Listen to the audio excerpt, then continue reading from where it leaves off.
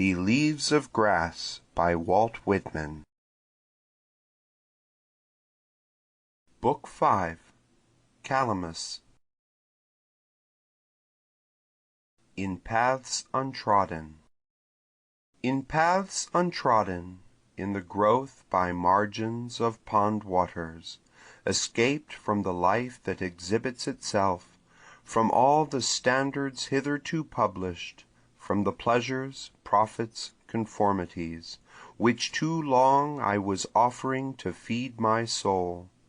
Clear to me now standards not yet published, clear to me that my soul, that the soul of the man I speak for rejoices in comrades. Here by myself away from the clank of the world, tallying and talked to here by tongues aromatic, no longer abashed, for in this secluded spot I can respond as I would not dare elsewhere. Strong upon me the life that does not exhibit itself, yet contains all the rest. Resolved to sing no songs today but those of manly attachment, projecting them along that substantial life, bequeathing hence types of athletic love. Afternoon this delicious 9th month in my 41st year, I proceed for all who are or have been young men, to tell the secret my nights and days, to celebrate the need of comrades. Scented herbage of my breast. Scented herbage of my breast, leaves from you I glean, I write, to be perused best afterwards, tombed leaves, body leaves, growing up above me above death. Perennial roots, tall leaves, oh, the winter shall not freeze you delicate leaves. Every year shall you bloom again, out from where you retired you shall emerge again. Oh, I do not know whether many passing by will discover you or inhale your faint odor, but I believe a few will. O slender leaves, O blossoms of my blood, I permit you to tell in your own way of the heart that is under you. Oh, I do not know what you mean there underneath yourselves, you are not happiness. You are often more bitter than I can bear, you burn and sting me, yet you are beautiful to me, you faint-tinged roots. You make me think of death. Death is beautiful from you. What indeed is finally beautiful except death and love? Oh, I think it is not for life I am chanting here my chant of lovers, I think it must be for death. For how calm, how solemn it grows to ascend to the atmosphere of lovers, death or life I am then indifferent, my soul declines to prefer. I am not sure but the high soul of lovers welcomes death most. Indeed, O death, I think now these leaves mean precisely the same as you mean. Grow up taller, sweet leaves that I may see, grow up out of my breast, spring away from the concealed heart there. Do not fold yourself so in your pink-tinged roots, timid leaves. Do not remain down there so ashamed, herbage of my breast. Come, I am determined to unbear this broad breast of mine. I have long enough stifled and choked. Emblematic and capricious blades I leave you, now you serve me not. I will say what I have to say by itself.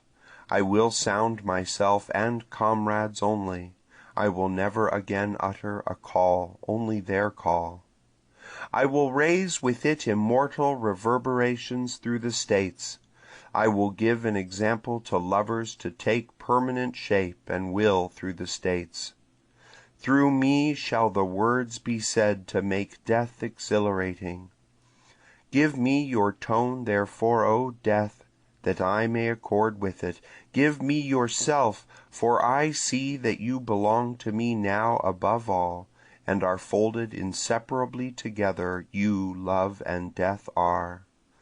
nor will I allow you to balk me any more with what I was calling life, for now it is conveyed to me that you are the purports essential, that you hide in these shifting forms of life for reasons and that they are mainly for you.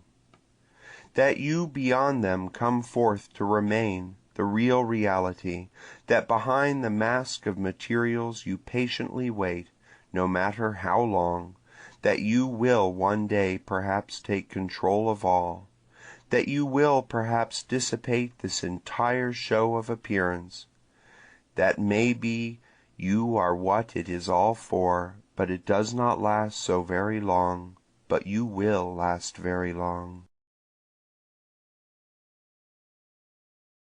Whoever you are holding me now in hand. Whoever you are holding me now in hand, without one thing all will be useless. I give you fair warning before you attempt me further. I am not what you supposed, but far different. Who is he that would become my follower? Who would sign himself a candidate for my affections? The way is suspicious, the result uncertain, perhaps destructive. You would have to give up all else. I alone would expect to be your sole and exclusive standard. Your novitiate would even then be long and exhausting. The whole past theory of your life and all conformity to the lives around you would have to be abandoned. Therefore, release me now before troubling yourself any further. Let go your hand from my shoulders. Put me down and depart on your way.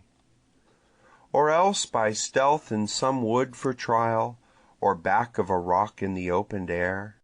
For in any roofed room of a house I emerge not, nor in company, and in libraries I lie as one dumb, a gawk, or unborn, or dead. But just possibly with you on a high hill, first watching lest any person for miles around approach unawares, or possibly with you sailing at sea, or on the beach of the sea or some quiet island. Here to put your lips upon mine I permit you, with the comrade's long-dwelling kiss or the new husband's kiss, for I am the new husband and I am the comrade. Or if you will, thrusting me beneath your clothing, where I may feel the throbs of your heart or rest upon your hip, carry me when you go forth over land or sea, for thus merely touching you is enough, is best, and thus touching you would I silently sleep and be carried eternally. But these leaves conning you con at peril. For these leaves and me you will not understand. They will elude you at first, and still more afterward. I will certainly elude you. Even while you should think you had unquestionably caught me, behold, already you see I have escaped from you. For it is not for what I have put into it that I have written this book, nor is it by reading it you will acquire it. Nor do those know me best who admire me and vauntingly praise me, nor will the candidates for my love, unless at most a very few, prove victorious.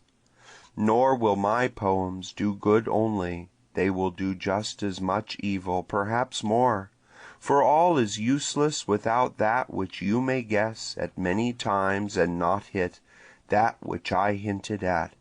Therefore, release me and depart on your way. For you, O democracy. Come, I will make the continent indissoluble. I will make the most splendid race the sun ever shone upon. I will make divine magnetic lands, with the love of comrades, with the lifelong love of comrades. I will plant companionship thick as trees along all the rivers of America, and along the shores of the Great Lakes, and all over the prairies. I will make inseparable cities with their arms about each other's necks, by the love of comrades, by the manly love of comrades. For you these from me, O democracy, to serve you, ma femme. For you I am trilling these songs. These I singing in spring. These I singing in spring collect for lovers, for who but I should understand lovers and all their sorrow and joy, and who but I should be the poet of comrades. Collecting, I traverse the garden, the world, but soon I pass the gates, now along the pond side, now waiting in a little, fearing not the wet, now by the post and rail fences where the old stones thrown there, picked from the fields, have accumulated. Wild flowers and vines and weeds come up through the stones and partly cover them. Beyond these I pass. Far, far in the forest, or sauntering later in summer, before I think where I go. Solitary, smelling the earthy smell, stopping now and then in the silence, alone I had thought, yet soon a troop gathers around me, some walk by my side and some behind, and some embrace my arms or neck. They the spirits of dear friends dead or alive, thicker they come, a great crowd, and I in the middle. Collecting, dispensing, singing, there I wander with them, plucking something for tokens, tossing toward whoever is near me. Here, lilac, with a branch of pine. Here, out of my pocket, some moss which I pulled off a live oak in Florida as it hung trailing down. Here, some pinks and laurel leaves, and a handful of sage. And here what I now draw from the water, wading in the pond side. O here I last saw him that tenderly loves me, and returns again never to separate from me. And this, O this shall henceforth be the token of comrades, this calamus root shall. Interchange it, youths, with each other, let none render it back. And twigs of maple, and a bunch of wild orange and chestnut, and stems of currants and plum blows, and the aromatic cedar. These I compassed around by a thick cloud of spirits, wandering, point to or touch as I pass, or throwing them loosely from me, indicating to each one what he shall have, giving something to each. But what I drew from the water by the pond side, that I reserve. I will give of it, but only to them that love as I myself am capable of loving. Not heaving from my ribbed breast only.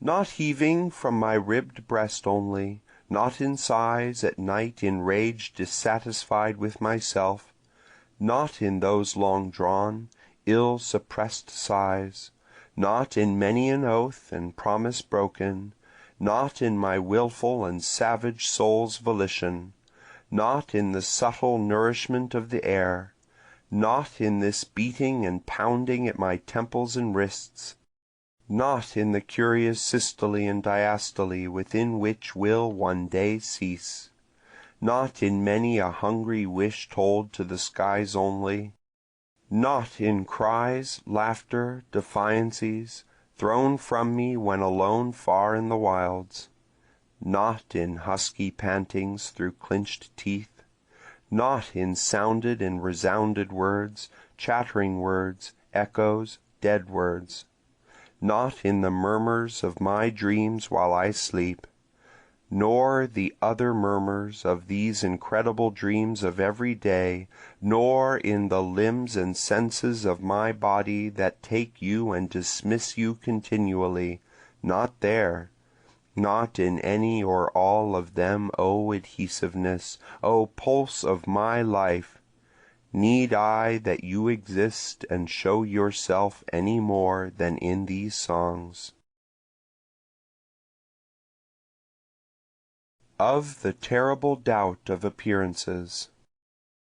Of the terrible doubt of appearances, of the uncertainty after all that we may be deluded, that maybe reliance and hope are but speculations after all, that maybe identity beyond the grave is a beautiful fable only. Maybe the things I perceive, the animals, plants, men, hills, shining and flowing waters, the skies of day and night, colors, densities, forms, may be these are, as doubtless they are, only apparitions, and the real something has yet to be known. How often they dart out of themselves as if to confound me and mock me. How often I think neither I know nor any man knows aught of them. Maybe, seeming to me what they are, as doubtless they indeed but seem, as from my present point of view, and might prove, as of course they would, naught of what they appear, or naught anyhow, from entirely changed points of view. To me these and the like of these are curiously answered by my lovers, my dear friends, when he whom I love travels with me or sits along while holding me by the hand, when the subtle air, the impalpable, the sense that words and reason hold not, surround us and pervade us, then I am charged with untold and untellable wisdom. I am silent, I require nothing further. I cannot answer the question of appearances or that of identity beyond the grave, but I walk or sit indifferent, I am satisfied, he a hold of my hand has completely satisfied me. The base of all metaphysics. And now, gentlemen, as a word I give to remain in your memories and minds, as base and finale too for all metaphysics, so to the students the old professor at the close of his crowded course. Having studied the new and antique, the Greek and Germanic systems, Kant having studied and stated, Fichte and Schelling and Hegel, stated the lore of Plato, and Socrates greater than Plato, and greater than Socrates sought and stated Christ divine having studied long. I see reminiscent today those Greek and Germanic systems, see the philosophies all, Christian churches and tenets see, yet underneath Socrates clearly see, and underneath Christ the divine I see. The dear love of man for his comrade, the attraction of friend to friend, of the well-married husband and wife, of children and parents, of city for city, and land for land. Recorders ages hence. Recorders ages hence, come, I will take you down underneath this impassive exterior. I will tell you what to say of me, publish my name and hang up my picture as that of the tenderest lover, the friend, the lover's portrait, of whom his friend, his lover, was fondest, who was not proud of his songs, but of the measureless ocean of love within him, and freely poured it forth, who often walked lonesome walks thinking of his dear friends, his lovers, who, pensive away from one he loved often, lay sleepless and dissatisfied at night, who knew too well the sick, sick dread lest the one he loved might secretly be indifferent to him, whose happiest days were far away through fields, in woods, on hills, he and another, wandering hand in hand, they twain, apart from other men, who, oft as he sauntered, the streets curved with his arm the shoulder of his friend, while the arm of his friend rested upon him also. When I heard at the close of the day. When I heard at the close of the day how my name had been received with plaudits in the Capitol, still it was not a happy night for me that followed. And else when I caroused, or when my plans were accomplished, still I was not happy.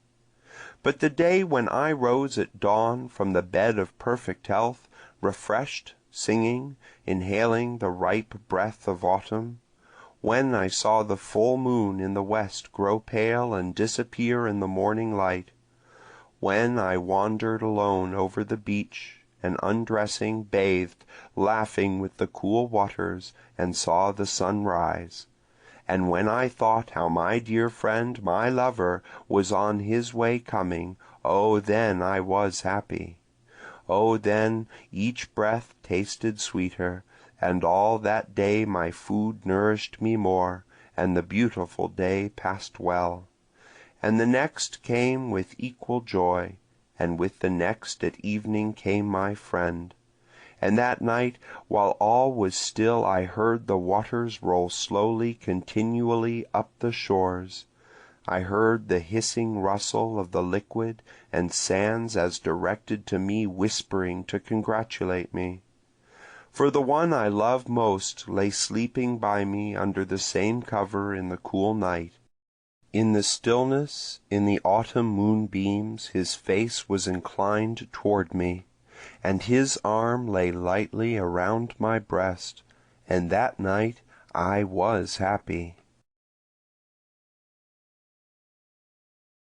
Are you the new person drawn toward me?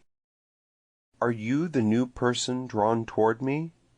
To begin with, take warning, I am surely far different from what you suppose. Do you suppose you will find in me your ideal? Do you think it so easy to have me become your lover? Do you think the friendship of me would be unalloyed satisfaction? Do you think I am trusty and faithful? Do you see no further than this facade, this smooth and tolerant manner of me? Do you suppose yourself advancing on real ground toward a real heroic man? Have you no thought, O dreamer, that it may be all Maya, illusion? Roots and leaves themselves alone. Roots and leaves themselves alone are these, scents brought to men and women from the wild woods and pondside, breast sorrel and pinks of love, fingers that wind around tighter than vines, gushes from the throats of birds hid in the foliage of trees as the sun is risen, breezes of land and love set from living shores to you on the living sea, to you, O sailors. Frost-mellowed berries and third-month twigs offered fresh to young persons wandering out in the fields when the winter breaks up. Love buds put before you and within you, whoever you are, buds to be unfolded on the old terms. If you bring the warmth of the sun to them, they will open and bring form, color, perfume to you. If you become the aliment and the wet, they will become flowers, fruits, tall branches, and trees. Not heat flames up and consumes. Not heat flames up and consumes, not sea waves hurry in and out, not the air delicious and dry, the air of ripe summer, bears lightly along white down balls of myriads of seeds, weighted, sailing gracefully, to drop where they may. Not these, oh, none of these more than the flames of me, consuming, burning for his love whom I love. Oh, none more than I hurrying in and out. Does the tide hurry, seeking something and never give up? Oh, I the same. Oh, nor down balls nor perfumes, nor the high rain-emitting clouds, are borne through the open air. any more than my soul is borne through the open air, wafted in all directions, O love, for friendship, for you. Trickle drops. Trickle drops, my blue veins leaving, O drops of me, trickle, slow drops, candid from me falling, drip, bleeding drops, from wounds made to free you whence you were prisoned, from my face, from my forehead and lips, from my breast, from within where I was concealed, press forth red drops, confession drops. Stain every page, stain every song I sing, every word I say, bloody drops, let them know your scarlet heat, let them glisten, saturate them with yourself all ashamed and wet, glow upon all I have written or shall write, bleeding drops, let it all be seen in your light, blushing drops. City of Orgies. City of orgies, walks and joys, city whom that I have lived and sung in your midst will one day make, not the pageants of you, not your shifting tableaus, your spectacles, repay me, not the interminable rows of your houses, nor the ships at the wharves, nor the processions in the streets, nor the bright windows with goods in them, nor to converse with learned persons or bear my share in the soiree or feast, not those, but as I pass O Manhattan, your frequent and swift flash of eyes offering me love, offering response to my own, these repay me, lovers, continual lovers, only repay me. Behold this swarthy face. Behold this swarthy face, these grey eyes, this beard, the white wool unclipped upon my neck, my brown hands and the silent manner of me without charm. Yet comes one, a Manhattanese, and ever at parting kisses me lightly on the lips with robust love. And I on the crossing of the street or on the ship's deck give a kiss in return. We observe that salute of American comrades land and sea, we are those two natural and nonchalant persons. I saw in Louisiana a live oak growing. I saw in Louisiana a live oak growing. All alone stood it, and the moss hung down from the branches. Without any companion it grew there, uttering joyous of dark green, and its look, rude, unbending, lusty, made me think of myself.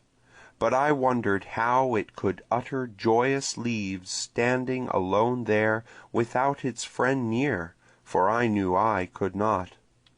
And I broke off a twig with a certain number of leaves upon it, and twined around it a little moss, and brought it away, and I have placed it in sight in my room. It is not needed to remind me as of my own dear friends, for I believe lately I think of little else than of them. Yet it remains to me a curious token, it makes me think of manly love. For all that, and though the live oak glistens there in Louisiana solitary in a wide flat space, uttering joyous leaves all its life without a friend, a lover near, I know very well I could not. To a Stranger. Passing stranger, you do not know how longingly I look upon you. You must be he I was seeking, or she I was seeking, it comes to me as of a dream. I have somewhere surely lived a life of joy with you. All is recalled as we flit by each other, fluid, affectionate, chaste, matured. You grew up with me, were a boy with me or a girl with me. I ate with you and I slept with you. Your body has become not yours only, nor left my body mine only. You give me the pleasure of your eyes, face, flesh, as we pass. You take of my beard, breast, hands in return. I am not to speak to you. I am to think of you when I sit alone, or wake at night alone. I am to wait. I do not doubt I am to meet you again. I am to see to it that I do not lose you. This moment yearning and thoughtful. This moment yearning and thoughtful sitting alone, it seems to me there are other men in other lands yearning and thoughtful. It seems to me I can look over and behold them in Germany, Italy, France, Spain, or far, far away, in China, or in Russia, or talking other dialects, and it seems to me if I could know those men, I should become attached to them as I do to men in my own lands. Oh, I know we should be brethren and lovers. I know I should be happy with them. I hear it was charged against me. I hear it was charged against me that I sought to destroy institutions. But really, I am neither for nor against institutions. What indeed have I in common with them, or what with the destruction of them? Only I will establish in the Manhattan and in every city of these states inland and seaboard, and in the fields and woods, and above every keel little or large that dents the water, without edifices or rules or trustees or any argument, the institution of the dear love of comrades. The prairie grass dividing. The prairie grass dividing, its special odor breathing, I demand of it the spiritual corresponding, demand the most copious and close companionship of men, demand the blades to rise of words, acts, beings, those of the open atmosphere, coarse, sunlit, fresh, nutritious, those that go their own gait, erect, stepping with freedom and command, leading, not following. Those with a never-quelled audacity, those with sweet and lusty flesh clear of taint, those that look carelessly in the faces of presidents and governors, as to say, who are you? Those of earth-born passion, simple, never constrained, never obedient, those of inland America. When I peruse the conquered fame. When I peruse the conquered fame of heroes and the victories of mighty generals, I do not envy the generals, nor the president in his presidency, nor the rich in his great house. But when I hear of the brotherhood of lovers, how it was with them, how together through life, through dangers, odium, unchanging, long and long, through youth and through middle and old age, how unfaltering, how affectionate and faithful they were. Then I am pensive. I hastily walk away filled with the bitterest envy. We two boys together clinging. We two boys together clinging, one the other never leaving, up and down the roads going, north and south excursions making, power enjoying, elbows stretching, fingers clutching, armed and fearless, eating, drinking, sleeping, loving. No law less than ourselves owning, sailing, soldiering, thieving, threatening. Misers, menials, priests alarming, air breathing, water drinking, on the turf or the sea beach dancing. Cities wrenching, ease scorning, statues mocking, feebleness chasing, fulfilling our foray. A Promise to California. A promise to California, or inland to the great pastoral plains, and on to Puget Sound and Oregon.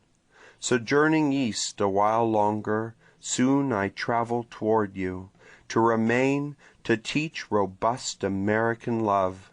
For I know very well what I and robust love belong among you, inland, and along the western sea. For these states tend inland and toward the western sea, and I will also. Hear the frailest leaves of me. Hear the frailest leaves of me and yet my strongest lasting. Here I shade and hide my thoughts, I myself do not expose them, and yet they expose me more than all my other poems. No labor-saving machine.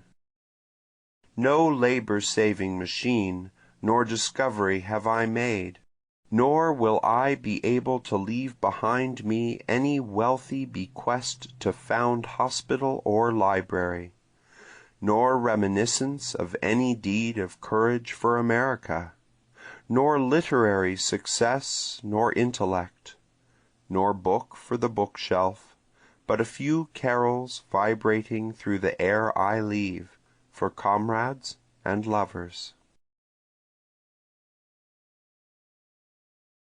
A glimpse. A glimpse through an interstice caught, of a crowd of workmen and drivers in a bar room around the stove late of a winter night, and I unremarked seated in a corner, of a youth who loves me and whom I love, silently approaching and seating himself near, that he may hold me by the hand. A long while, amid the noises of coming and going, of drinking and oath and smutty jest, there we two, content, happy in being together, speaking little, perhaps not a word. A leaf for hand in hand. A leaf for hand in hand, you natural persons old and young, you on the Mississippi and on all the branches and bayous of the Mississippi, you friendly boatmen and mechanics, you roughs, you twain, and all processions moving along the streets. I wish to infuse myself among you till I see it common for you to walk hand in hand. Earth, my likeness. Earth, my likeness, though you look so impassive, ample and spheric there, I now suspect that is not all. I now suspect there is something fierce in you eligible to burst forth. For an athlete is enamored of me and I of him, but toward him there is something fierce and terrible, in me eligible to burst forth. I dare not tell it in words, not even in these songs.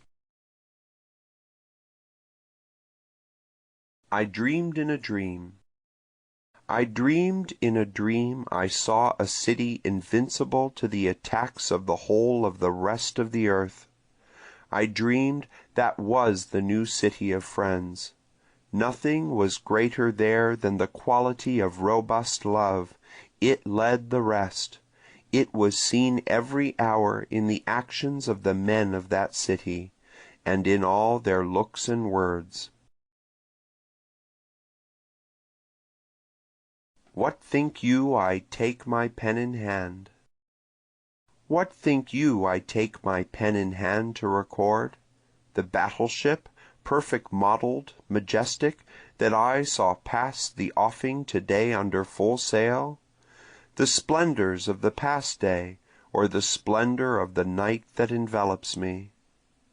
Or the vaunted glory and growth of the great city spread around me?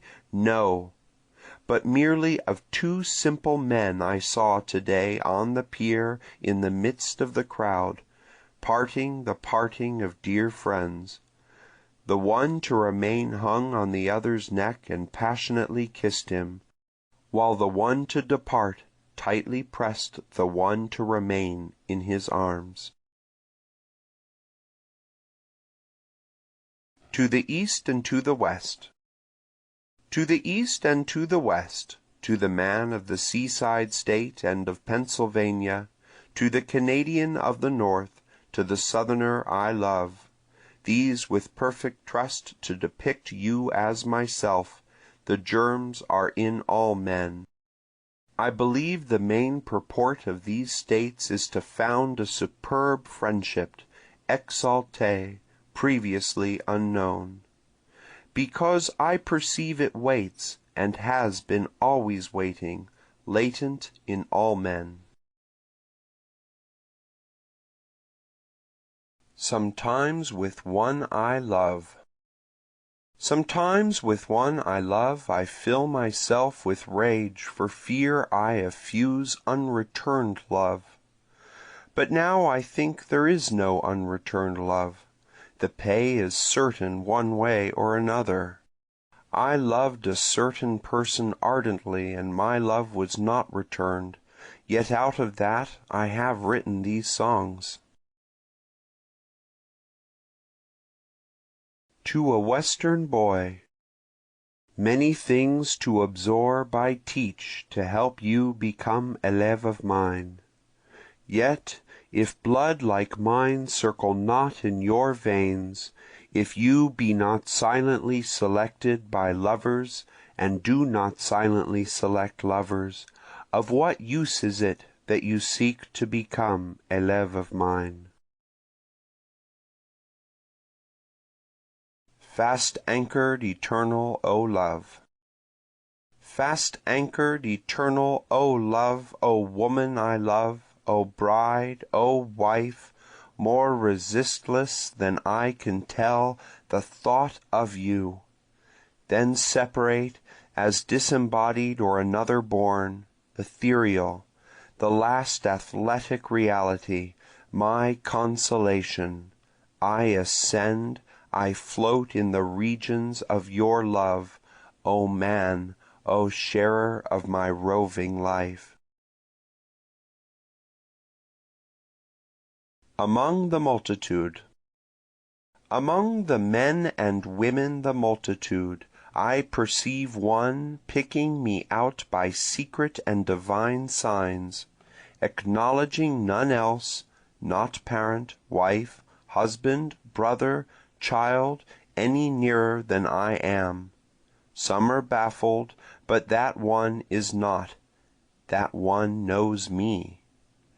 Ah, lover and perfect equal, I meant that you should discover me so by faint indirections, and I, when I meet you, mean to discover you by the like in you. O you whom I often and silently come. O you whom I often and silently come where you are that I may be with you, as I walk by your side or sit near, or remain in the same room with you, little you know the subtle electric fire that for your sake is playing within me. That shadow my likeness. That shadow my likeness that goes to and fro seeking a livelihood, chattering, chaffering. How often I find myself standing and looking at it where it flits, how often I question and doubt whether that is really me. But among my lovers and caroling these songs, oh, I never doubt whether that is really me. full of life now. Full of life now, compact, visible, I 40 years old, the 83rd year of the States, to one a century hence or any number of centuries hence, to you yet unborn these, seeking you. When you read these, I that was visible am become invisible. Now it is you, compact, visible, realizing my poems, seeking me, fancying how happy you were if I could be with you and become your comrade. Be it as if I were you, be not too certain, but I am now with you. Here ends Book 5.